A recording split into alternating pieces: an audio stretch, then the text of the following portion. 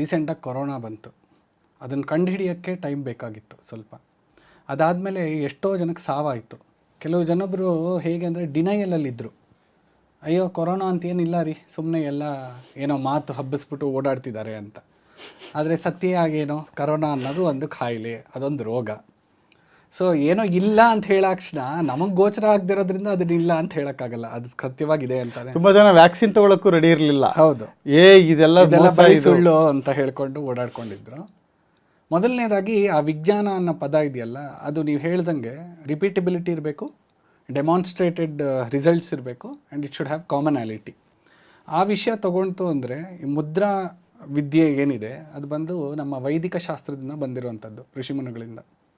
ಕಾಲಕ್ರಮೇಣ Islamic invasions, colonial invasions ಇತ್ಯಾದಿ ಆಗಿರೋದ್ರಿಂದ ಆ ವಿದ್ಯೆ ಈ ನೀವೇ ಹೇಳಿದ್ರಲ್ಲ ಆಲೋಪತಿ, ಹೋಮಿಯೋಪತಿ ಇತ್ಯಾದಿ ಬೇರೆ ಬೇರೆ ವೈದ್ಯಕೀಯ ಚಿಕಿತ್ಸೆಗಳಿಗೆ ಅದರ ಪರಿಣಾಮವಾಗಿ ಇದು ಕ್ಷೀಣ ಆಗಕ್ಕೆ ಸ್ಟಾರ್ಟ್ ಆಯಿತು.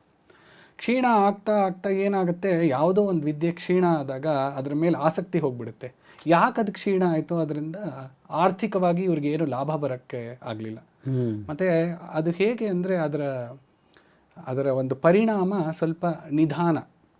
ಈಗ ನೀವು ಆಲೋಪತಿಗೆ ಹೋದರೆ ಒಂದು ಪ್ಯಾರಾಸಿಟಮಾಲ್ ತೊಗೊಂಡ್ಬಿಟ್ರೆ ತಕ್ಷಣ ನಿಮಗೆ ಫೀವರ್ ಸಬ್ಸೈಡ್ ಆಗಬಹುದು, ಅಥವಾ ಈ ಸ್ಯಾರಿಡಾನ್ ಇತ್ಯಾದಿ ತೊಗೊಂಡ್ರೆ ತಕ್ಷಣ ತಲೆನೋವು ಕಮ್ಮಿ ಆಗಬಹುದು. ಆದರೆ ಅದರ side effects, the effects that it has on the kidneys, on the liver etcetera ಇತ್ಯಾದಿ. ಸೊ ಅದರಿಂದ ಆ ವಿಷಯದಲ್ಲಿ ತೊಗೊಳಕ್ಕೆ ಹೋದರೆ ವಿಜ್ಞಾನ ಅನ್ನೋದು ಯಾವಾಗಲೂ ಇದೆ ನಮ್ಮ ಸುತ್ತ. ಅದನ್ನು ಗೋಚರ ಆದರೆ ಮಾತ್ರ ವಿಜ್ಞಾನ ಅನ್ನೋ ಮಾತೇ ಫಸ್ಟು, ಅದನ್ನು ಕ್ಲಿಯರ್ ಕಟ್ಟಾಗಿ ನಾವು ಅರ್ಥ ಮಾಡ್ಕೋಬೇಕು. ಇವತ್ತು ನನಗೆ ಗೋಚರ ಆಗದೇ ಇರಬಹುದು, ನಾಳೆ ಗೋಚರ ಆಗಬಹುದು. ಅವಾಗ ಇವತ್ತು ಹೇಳಿದ ನಿಜಾನ ಸುಳ್ಳ?